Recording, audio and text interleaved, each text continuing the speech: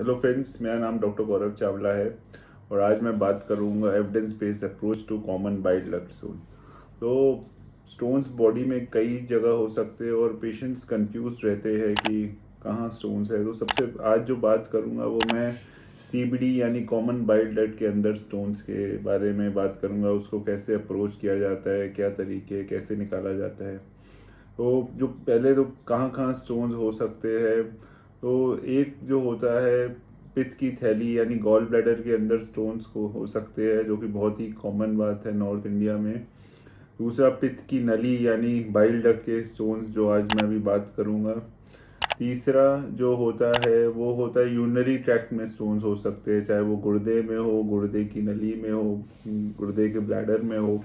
तो ये urinary tract के स्टोन्स होते हैं और इनका बिल्कुल अलग हिसाब किताब होता है। यूजुअली यूरोलॉजिस्ट लोग इनको मैनेज करते हैं। दूसरा, पैनक्रियाज के अंदर भी स्टोन बन सकते हैं, पैनकेटिक डक्ट में भी स्टोन्स हो सकते हैं। तो ये डिफरेंट तरह के स्टोन्स जो बॉडी में बन सकते हैं। तो आज जो चर्चा का विषय है वो है कॉमन बाइल डक्ट स्टोन्स। तो इसके बारे में बात करेंगे, क्या एविडेंस है, कैसे अप्रोच करना चाहिए।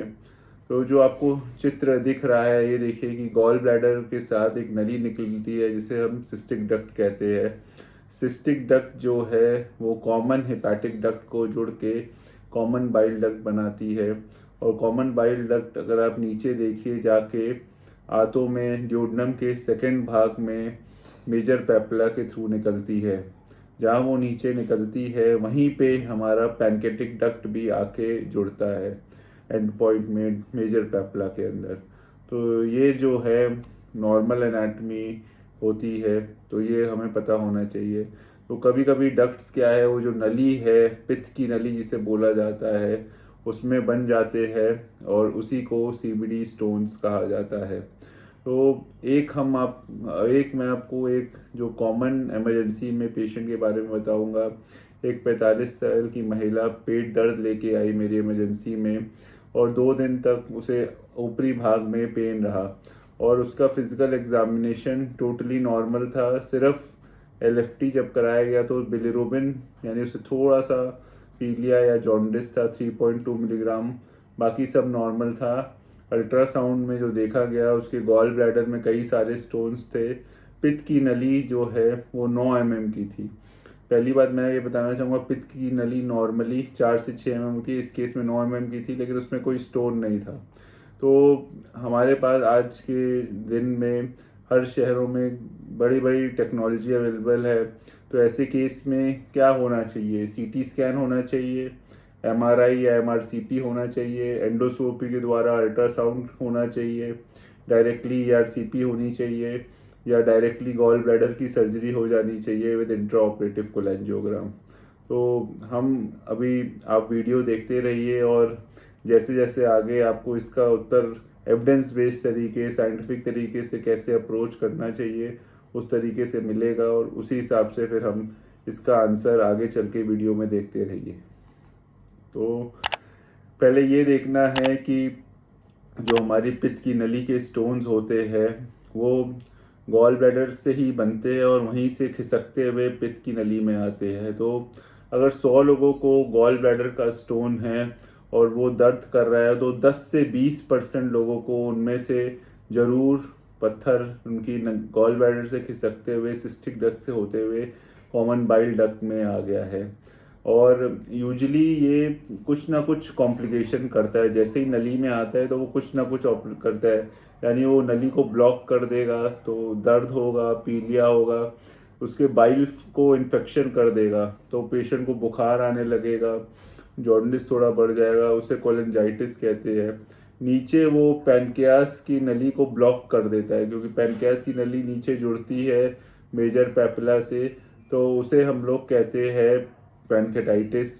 और अगर बहुत दिन तक उसने पित्त की नली को ब्लॉक करता रहा तो वो पीछे ऊपर लिवर की सिरोसिस कर सकता है। यूजुअली ये 3 महीने से ज़्यादा तक अगर वो ब्लॉक करता रहा तो सिरोसिस हो जाता है। तो ये है कि कब हमें सोचना चाहिए कि सीबीडी स्टोन आ गया है। अगर किसी पेशेंट को गॉल ब्लैडर तो हमें पेशेंट के क्लिनिकल प्रेजेंटेशन में देखना चाहिए कि उसका पेट दर्द बढ़ा है अचानक से, उसे पीलिया आ रहा है कि नहीं, उसे थोड़ा सा बुखार, थोड़ा सा जॉन्डिस ये सब होने लगा है कि नहीं, अचानक से उसके किसी भी पेशेंट को स्टोन और एकदम से उसे पैनक्रियास का अटैक आ जाए, पैनक्रेटाइटिस में सूजन आ जाए, तो हमें ये सब देखना चाहिए। तो जो जांचों से भी हमें पता लग सकता है, इनिशियल जांच से, जैसे लिवर फंक्शन टेस्ट और अल्ट्रासाउंड एब्डोमेन जो कॉमनली अवेलेबल है। तो अगर हम लिवर फंक्शन टेस्ट की बात करें, तो लिवर फंक्शन टेस्ट की तो इम्पोर्टेंस देखो ये होती है कि वो नेगेटिव प्रिडिक्टिव वैल्यू बहुत अच्छी है। अगर किसी का नॉर्मल है तो मोर देन 97% चांस है कि उसे कुछ भी नहीं है, सीवीडी उसका क्लियर है, नॉर्मल है। बट जब वो एबनॉर्मल होता है तो उसकी पॉजिटिव प्रिडिक्टिव वैल्यू बहुत ही कम है, यानी 15%, यानी नॉन स्पेसिफिक है। उसमें से भी लिवर फंक्शन टेस्ट में देखो कई चीज़ें होती है, bilirubin, direct, indirect, total protein, albumin, SGOT, SGPT, ALP. तो इसमें से जो देखा गया है, बिलिरुबिन की सबसे ज़्यादा सेंसिटिविटी और स्पेसिफिसिटी है। वो भी बिलिरुबिन जो ज़्यादा नहीं बढ़ता जब होता है सीवीडी में स्टोन, जो देखा गया है मीडियन बिलिरुबिन 1.49 टू 1.8 मिलीग्राम से। अब अल्ट्रासाउंड देखो कॉमनली अवेलेबल है, सारे पेशेंट्स अल्ट्रासाउंड कहीं ना कहीं से कराते हैं।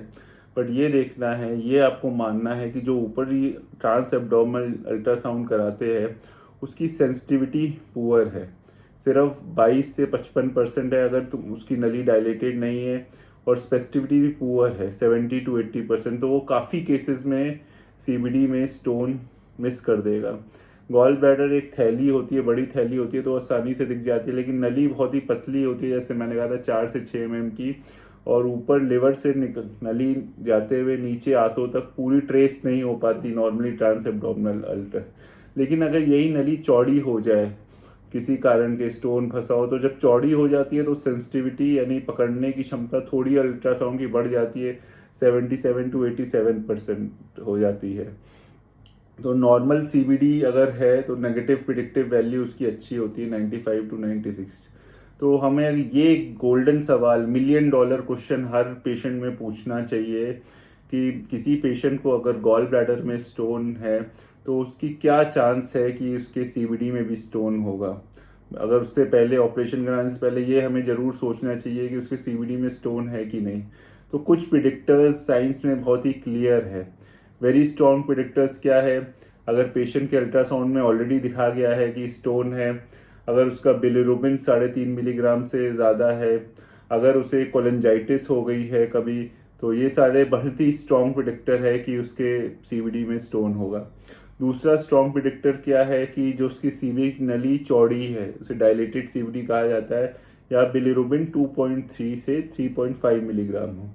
तीसरा मॉडरेट प्रिडिक्टेबिलिटी क्या है, कोई भी उसकी एलएफटी और एबनॉर्मेलिटी हो, जैसे एसजीओटी, एसजीबीटी, एलपी बड़ा हो, उसे पैनक्रियास का अटैक आया हो, उसकी उम्र 65 साल से ज़्यादा हो, ये मॉडरेट प्रिडिक्टिव। तो इसी हिसाब से बनाए गए साइंस में high chance of, high likelihood of CBD stones, यानी मोर देन 50%। अगर एक भी स्ट्रॉन्ग प्रिडिक्टर हो, या दो, एक वेरी स्ट्रॉन्ग या दो स्ट्रॉन्ग प्रिडिक्टर्स हो। लो लेस देन 10% अगर कुछ भी प्रिडिक्टर्स ना हो, और इंटरमीडिएट 10 टू 15%, जिसमें ऑल अदर जो बीच में बैठते हैं। तो अब प्रॉब्लम ये है कि हम क्या करें, इंटरमीडिएट ग्रुप में हम कैसे पता लगाएं कि सीबीडी में स्टोन है कि नहीं। तो कई मोडालिटीज़ अवेलेबल है जिसे हम डिस्कस भी करेंगे, CT scan, MRCP, intra operative cholangiogram, laparoscopic ultrasound, endoscopy से भी तरीके है, ईआरसीपी, एंडोस्कोपिक अल्ट्रासाउंड या इंट्राडक्टर अल्ट्रासाउंड। सो अगर देखिए सीटी स्कैन की क्या सेंसिटिविटी और स्पेसिफिसिटी होती है, तो डायरेक्ट विजुअलाइजेशन देखिए सिर्फ लेस देन 75% में होता है।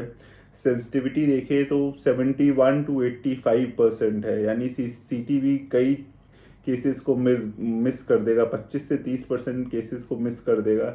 स्पेसिफिसिटी 88 टू 97% है।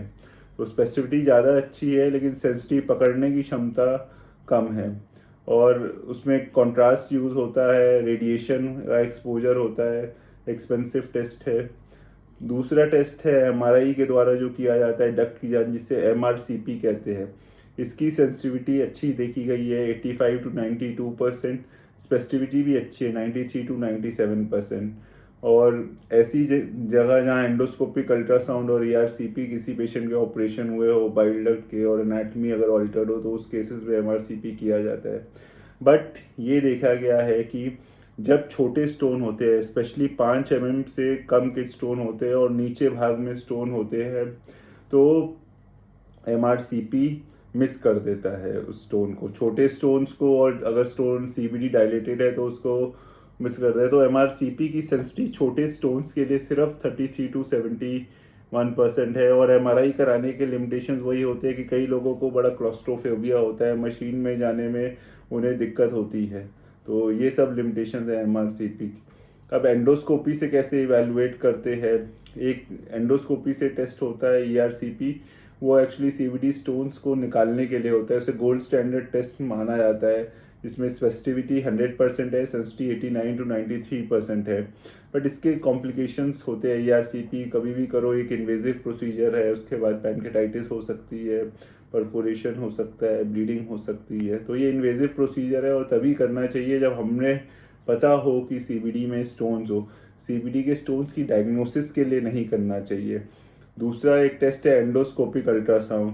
ये इसकी सेंसिटिविटी आप देखिए तो 94 to 97% है, स्पेसिफिटी भी 97 to 91। तो बहुत ही अच्छा टेस्ट है, स्पेशली छोटे स्टोन्स जो सारे मोडालिटी CT MRCP सबसे मिस हो जाते हैं उसमें पकड़ लेता है। ये माइक्रोलिथेसिस यानी जो कण 2-4 mm से भी छोटे होते हैं उसमें भी पकड़ लेता है। कॉम्प्लिकेशंस रेयर होते हैं। ये एक टेक्नोलॉजी है जिसमें एंडोस्कोपी और अल्ट्रासाउंड की मशीन एक ही एंडोस्कोप पे लगी होती है और वो अंदर से बेहोशी के द्वारा किया जाता है आसानी से पकड़ में। दूसरा इंट्राडक्टर अल्ट्रासाउंड, उसकी भी सेंसिटिविटी अच्छी है 97 to 100%। बट ये अवेलेबल नहीं है, रिसर्च सेटिंग्स में ही अवेलेबल होता है। तो ERCP अगर आप देखिए तो एक नली डाली जाती है, एंडोस्कोप, साइड विंग एंडोस्कोप कहते हैं, और दूसरी भाग ऑफ ड्यूोडेनम तक यानी मेजर पेपला जैसे मैंने पहले बताया था वहाँ तक जाके उसके अंदर हम नली के अंदर घुस जाते हैं और स्टोन को निकालते हैं। ये देखिए एक केस जहाँ हमने बहुत सारे स्टोन्स ERCP करते हुए बैलून से ये निकाले, कई सारे स्टोन्स आपको दिख रहे हैं।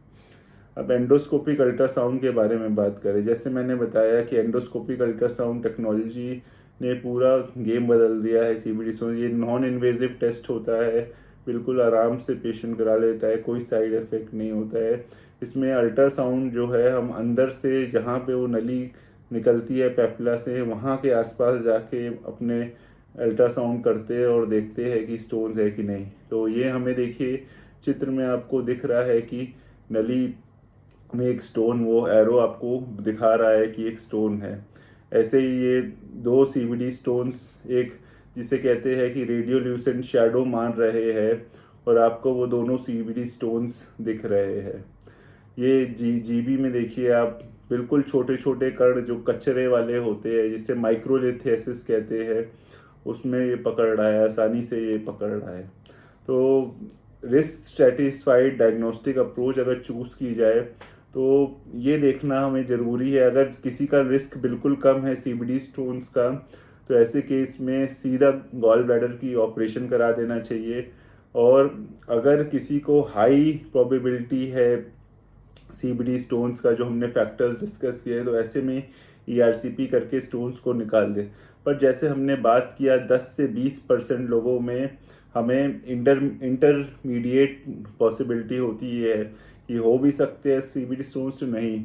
तो ऐसे केस में 2 अप्रोचेस यूज़ होती है। यूजली पेशेंट का इधर MRCP कराया जाता है या EUS कराया जाता है। तो MRCP जैसे हमने कहा कि छोटे स्टोन को मिस कर सकता है। EUS कराने का फ़ायदा ये है कि EUS के बाद तुरंत पता लग जाता है स्टोन है कि नहीं, और अगर स्टोन है तो वो तुरंत आपको आप उसी सिटिंग में आप निकाल दोगे, उसी वक्त आप उस स्टोन को निकाल दोगे। नेक्स्ट हम देखें EUS डायरेक्टेड ERCP। ये EUS डायरेक्टेड ERCP आजकल बहुत ही ट्रेंड में है। हमारे सेंटर में भी हम यही फॉलो करते हैं कि हम पहले एंडोस्कोपिक अल्ट्रासाउंड करके देख लेते हैं, और साइंस में भी काफ़ी ट्रायल्स में ये देखा गया है। इससे क्या फ़ायदा होता है, इससे उसी दिन पता लग जाता है कि स्टोन है कि नहीं, और स्टोन है तो सेम सिटिंग में ही हम एंडोस्कोप चेंज करके ERCP करके स्टोन को निकाल देते हैं।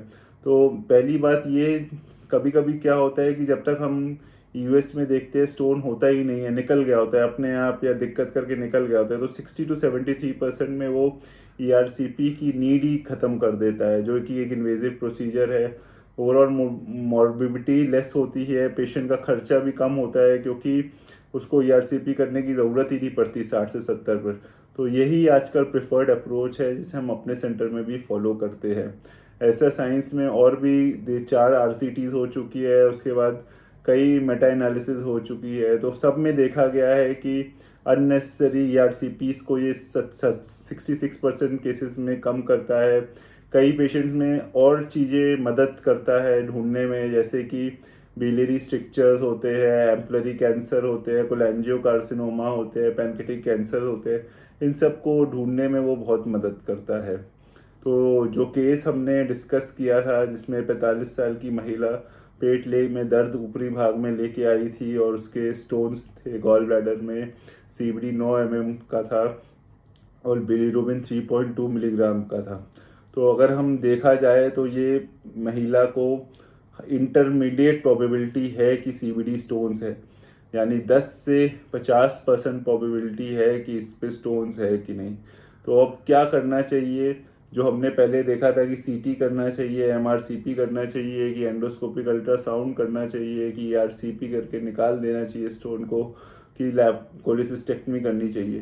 तो प्रेफर्ड अप्रोच आज के ज़माने में होनी चाहिए, एंडोस्कोपिक अल्ट्रासाउंड करके देखे कि CBD में स्टोन्स है कि नहीं, और अगर CBD में स्टोन हो तो तब ERCP करके उसी समय निकाल दे।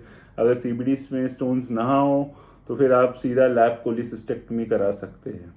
तो यही आज के ट्रेंड में US डायरेक्टेड ERCP अप्रोच होनी चाहिए। तो जो मैं समरी देना चाहूँगा अपने इस CBD स्टोन के टॉक की, कि आज के ज़माने में हमें evidence based risk stratified approach अपनानी चाहिए CBD स्टोन्स के लिए, जिससे कि कोई भी स्टोन मिस ना हो और कोई भी ज़्यादा कॉम्प्लिकेशन हम प्रोसीजर की वजह से ना करें।